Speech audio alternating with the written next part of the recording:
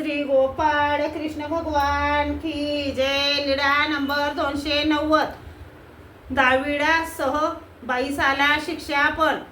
सर्वज्ञ पायऱ्याच्या बाजूला असलेल्या ओट्यावर बसलेले होते. दाविडा 22 अंग घामे जले होते. ती मनात म्हणाली, घामाच्या अंगाने सर्वज्ञांच्या दर्शनाला कसे जावे. मग ओट्यात अंग धुवायला बसली. तेथे हातपाय धुवत होती. तेव्हा 22 म्हणाल्या, पाहिले बाबा, काय झाले या रांडेला.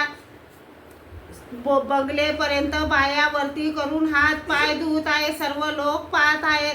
तेवढ्यात त्या आल्या. सर्वज्ञांना दंडोते घातले. श्रीचरणा लागल्या. मग सर्वज्ञ म्हणाले, हे काय बाई, आम्ही पाहत होतो, हे सर्व लोक पाहत होते. असे करू नये. लज्जा रूप धर्मू स्त्रियांशी रक्षण.